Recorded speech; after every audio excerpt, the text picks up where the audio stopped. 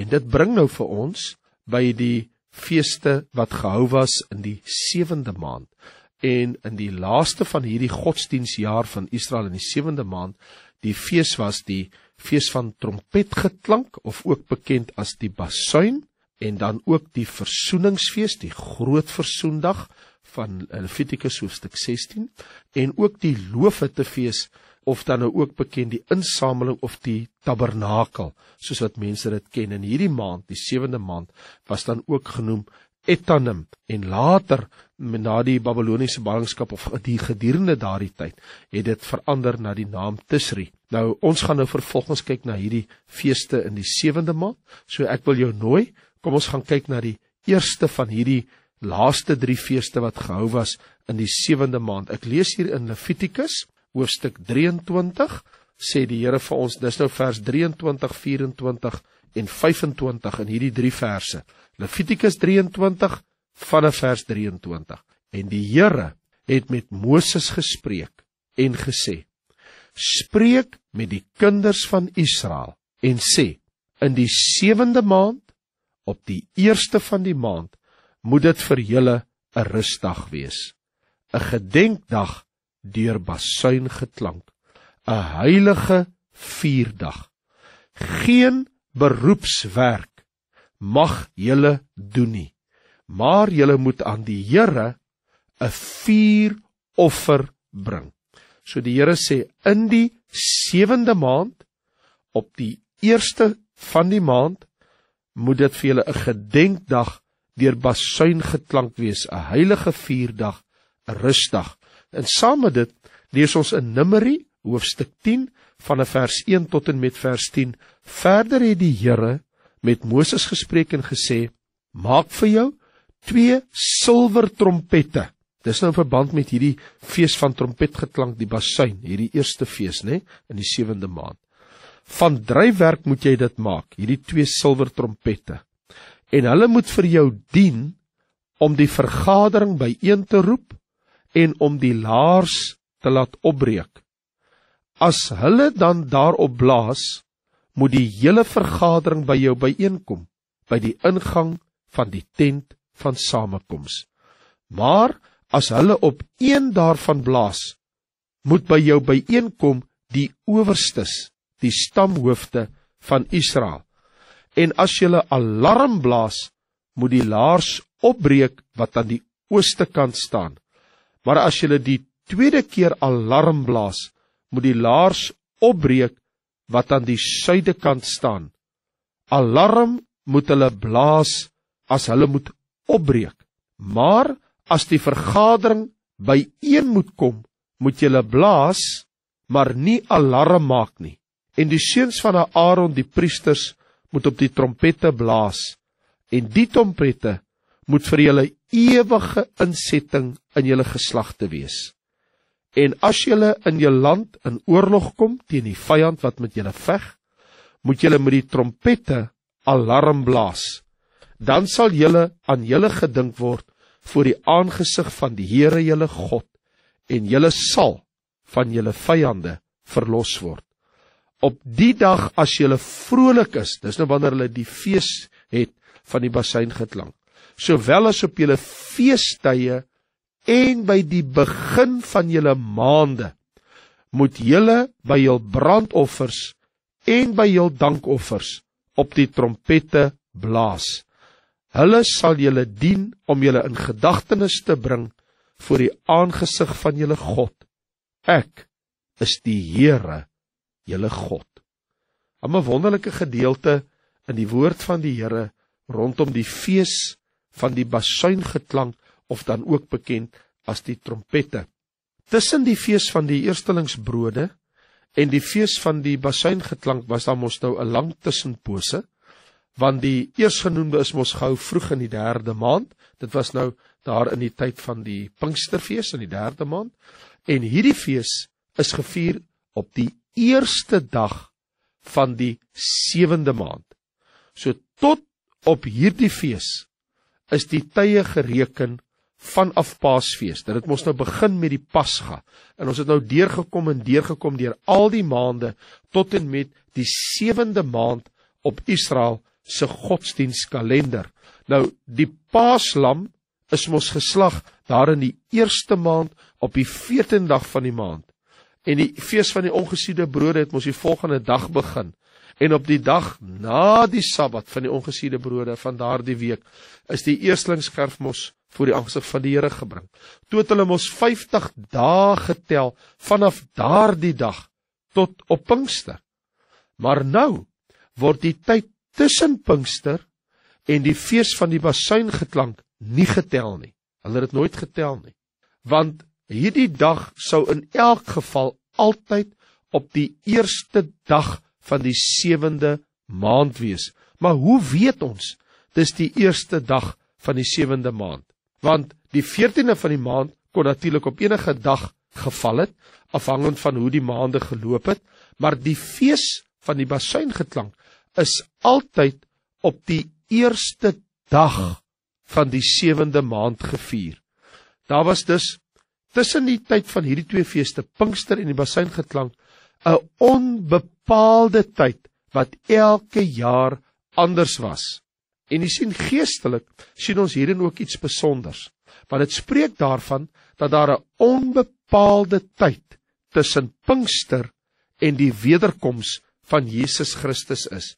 Want nie een van ons weet hoe lank dit sal neem voor die wederkoms van Jesus Christus plaasvind nie. Wat ons wel weet, is dat 1 Korintiërs 15 vir ons dit onomwonde stel, en ek praat nou daarvan vers 51 af, né? 1 Korintiërs 15 vanaf die 51ste vers. Kyk, ek deel julle 'n verborgenheid mee.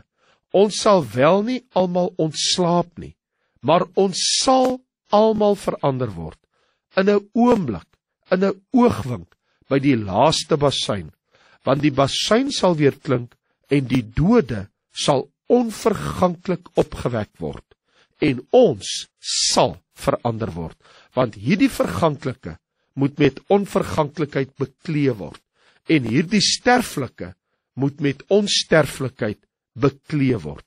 En saam daarmee verklaar Paulus in 1 Tessalonisense hoofstuk 4, daarvan vers 15, wanneer hy sê, ons treur nie soos hulle wat geen hoop het nie. Hy sê, maar dit sê ons vir julle deur die woord van die Here, dat ons wat in die lewe oorbly, tot by die wederkoms van die Here, die ontslapenis hoegenaamd nie sal voorwees nie, want die Here self sal van die hemel neerdal, met 'n geroep, met die stem van 'n aartsengel, en met die geklank van die basuin van God. En die wat in Christus gesterf het, sal eerste opstaan. Daarna sal ons wat in die lewe oorbly, saam met hulle in wolke weggevoer word, die Here tegemoet in die lug. En so sal ons altyd by die Here wees. Nou, tussen Jesus se vertrek na die hemel en die dag van sy wederkoms is 'n onbepaalde tyd. Hy het nie vir ons gesê presies hoe lank dit sal neem nie. En daarom is ons in afwagting, maar ons weet nie watter dag dit sal plaasvind, want die dag van die Here sal wees soos 'n dief in die nag. Hy kom wanneer jy dit die minste verwag.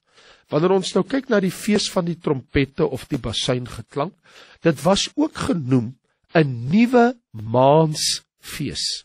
En dit was so genoem aangesien die trompette geblaas is op die eerste dag van die maand, want die maand het met die nuwe maan begin. Dit is hoekom Israel se kalender tel hulle op die maankalender. Ons, die Gregoriaanse kalender, ons gebruik die sonkalender. Israel het die maankalender gebruik. In ander woorde, hulle het geweet, dit is nou die 7de maand, dis die eerste dag, want die nuwe maan het so pas verskyn. So die priesters het dan die dag en van hierdie maand, op die 7de maand, aangekondig as 'n gedenkdag deur, soos ons lees in Levitikus 23:24, basuingeklank. Nou, volgens Joodse tradisie is by die geleentheid nie die silwer trompette geblaas nie, maar die ramshoring. Dit is die shofar. Nou ons weet uit hoofde van Numeri 10, en ons het dit net nou gelees, weet ons dat die trompette is van silwer gemaak. Nou, kom ons staan net vir 'n oomblik daarby stil. Oorspronklik, toe die Here die bevel gegee het, toe die Here die opdrag gegee het, was hierdie trompette silwer trompette. En die silwer was die silwer wat in diens van die tabernakel gebruik is. Dit was dus versoeningsgeld. Onthou u toe ons nog vroeër gepraat het, daar toe ons begin het met die voetstukke van die tabernakel? Onthou u dat daardie tabernakel se voetstukke was mos gemaak uit silwer, soos wat ons mos nou lees in Eksodus 30 vanaf vers 11. Jy moet die volle getal van die kinders van Israel opneem volgens hulle geteldes. Moet hulle elkeen vir sy lewe losgeld aan die Here gee as hulle getel word, sodat geen plaag onder hulle mag wees as hulle getel word nie. Dit moet hulle gee. Elkeen wat na die geteldes oorgaan, 'n half sikkel volgens die sikkel van die heiligdom.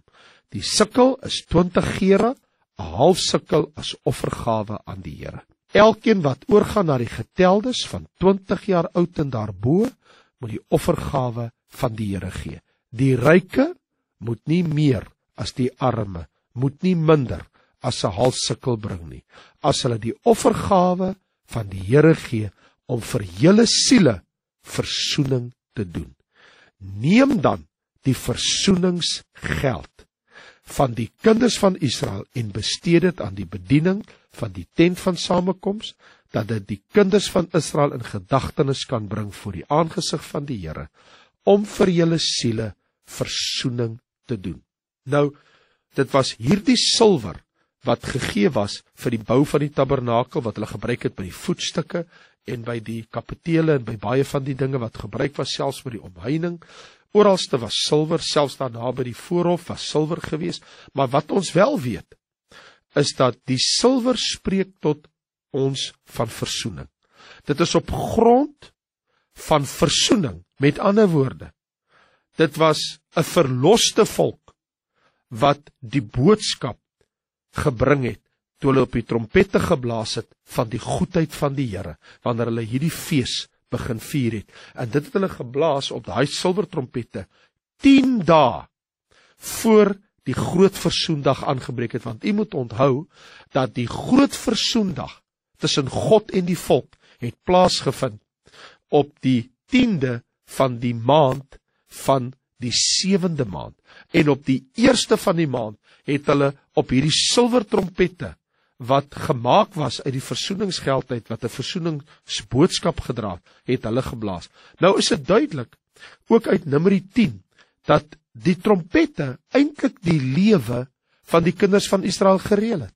Want oorspronklik was nou op hierdie 2 silwer trompette geblaas, en hulle het altyd op die trompette geblaas op die eerste dag van elke nuwe maand. Dan weet hulle ook, 'n nuwe maand het aangebreek. Kyk, so sal staan in Numeri 10 vers 10.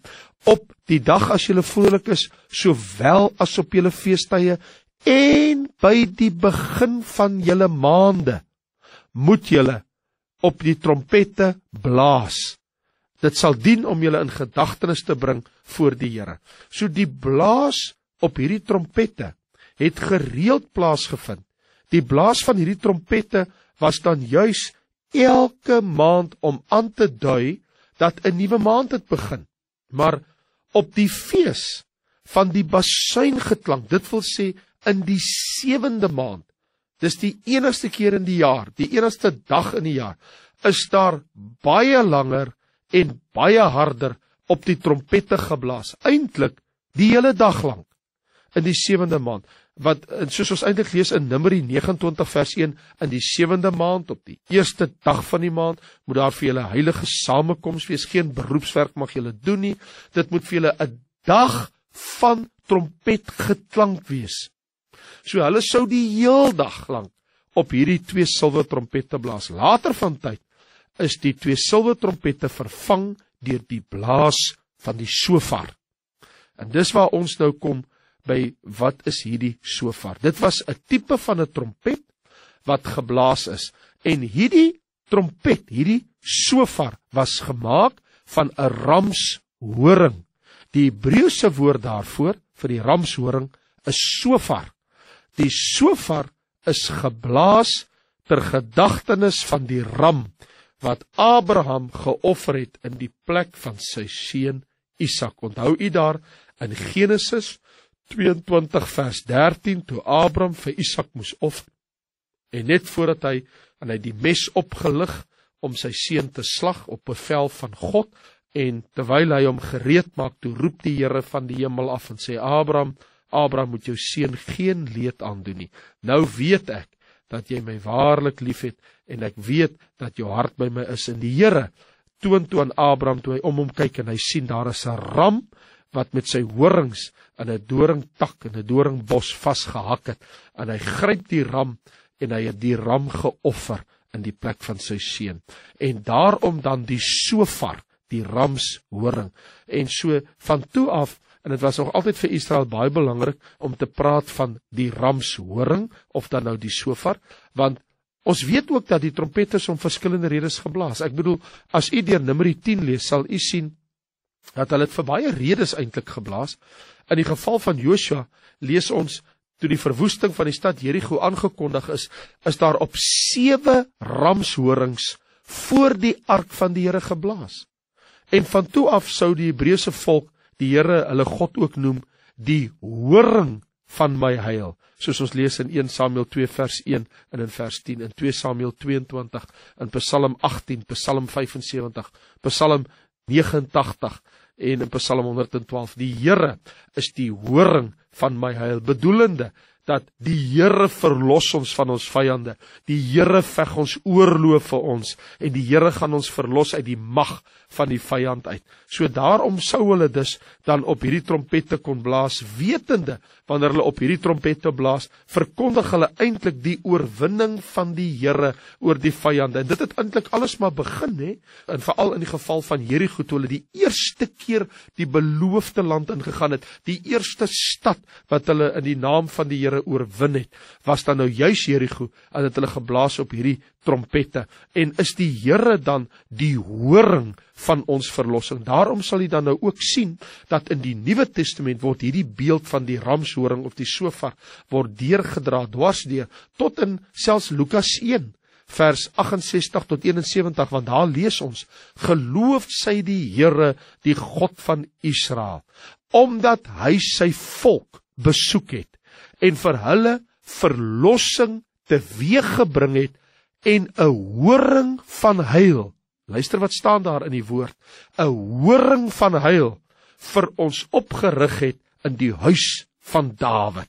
En hier gaan dit oor Christus wat sou verskyn. Hy is die horing van heil. Hy is ons saligheid. Hy is die krag van God. Hy is ons oorwinning. En so sien ons ook, selfs aan die einde van die Nuwe Testament, selfs in die boek Openbaring, hoofstuk 1, lees ons dat Johannes sê, vir ons in Johannes 1 vers 10, kan ons dit en verder kan ons lees op, dit was nou op die eiland van Patmos, toe die verheerlikte Here Jesus Christus aan hom verskyn het, nie soos toe Jesus gebore sou word nie, maar nee, na sy opstanding uit die dood uit, en jare daarna, op die eiland Patmos, toe sien hy die Here Jesus, die verheerlikte Jesus, wat in Johannes as 'n ou man verskyn het. Ons praat van amper ongeveer 100 na Christus, het dit plaasgevind, en hy sê, ek was in die gees op die dag van die Here, en ek het agter my 'n groot stem gehoor, soos van 'n basuin. Jy weet, as jy bietjie dieper in die boek Openbaring gaan kyk, in Openbaring hoofstuk 11, dan sien ons, selfs wanneer Christus gereed is om sy koninkryk in besit te neem op hierdie aarde, dan sal die 7de engel op sy basuin blaas, op sy trompet. En ons so lees ons in vers 15 van Openbaring 11, en die 7de engel het geblaas, en daar het groot stemme in die hemel gekom, wat gesê het, die koninkryke van die wêreld het die eiendom van ons Here geword, en van sy Christus, en hy sal as koning heers, tot in alle ewigheid. En weet jy wat so wonderlik is? dat Paulus met die oog op die wederkoms van die Here, op die dag van sy koms, wanneer Jesus kom om sy kerk te kom haal, gaan daar op die basuin geblaas word. Want daar staan in 1 Tessalonisense hoofstuk 4, dat daar sal geblaas word, wanneer die verskyning van die Here kom, gaan daar 'n heerlikheid kom, want soos wanneer hy praat van, wanneer Jesus kom, ook in 1 Korintiërs 15, in beide, gebruik hy die basuin, hy sê, kyk, ek deel julle verborgenheid mee, ons sal wel nie almal ontslaap nie, maar ons sal almal verander word, in 'n oogwink, by die laaste basuin, want die basuin sal weer klink, die trompet gaan blaas, en die dode sal onverganklik opgewek word, en ons sal verander word. So hier kan u baie duidelik sien, dat wanneer Jesus se wederkoms kom, die dag wanneer sy koms plaasvind, gaan daar 'n basuin wees wat uit die hemel uit gaan blaas, om sy koms aan te kondig. En saam met dit, ook in 1 Tessalonisense hoofstuk 4, lees ons vers 16, want die Here self sal van die hemel neerdaal, met 'n geroep, met die stem van 'n aartsengel, en met die geklank van die basuin van God. So daar gaan Christus se verskyning, daar gaan basuine blaas, daar gaan 'n basuin wees wat blaas die dag as die wegraping plaasvind. Natuurlik is die vraag, sal die hele wêreld dit hoor? My antwoord is, ek weet nie, want Jesus sê in Johannes 10, net my skape ken my stem. Miskien is dit net dat elke wedergebore kind van God hierdie spesifieke basuin sal hoor, maar ek kan jou een ding verseker, die oomblik wanneer Jesus uit die hemel verskyn, sal 'n basuin blaas, om sy koms aan te kondig. En het u geweet, wanneer sy wederkom 7 jaar daarna, sal dit plaasvind, wanneer Jesus nou verskyn vir die oorlog met Armageddon en met die Antichrist, wanneer hierdie geweldige slag gaan plaasvind, hierdie vreeslike dag van sy wederkoms, aan die einde van die groot verdrukking met oorlog en stryd.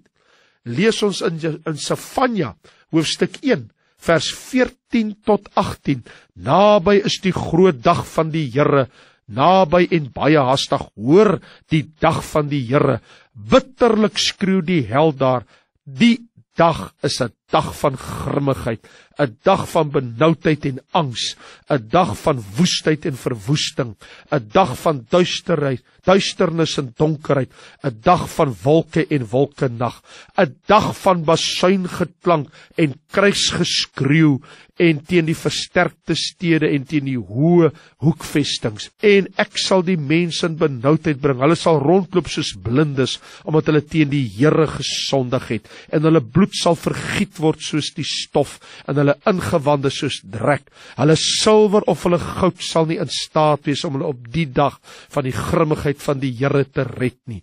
Maar deur die vuur van sy ywer sal die hele aarde verteer word, want hy bring vernietiging, ja, 'n verskriklike oor die inwoners van die aarde. En hier staan mos in vers 16 in Sefanja 1, 'n dag van basuingeklank en kruisgeskreeu. Ja, wees verseker dat die dag van die Here sal daar basuingeklank wees. Die feesdag van trompette waarop die shofar, die ramshoring geblaas is, het die Jode nie net daaraan herinner dat die eerste dag van die 7de maand aangebreek het nie, maar het hulle ook herinner, hulle moet hulle in gereedheid bring. Die groot versoendag gaan oor 'n paar dae plaasvind.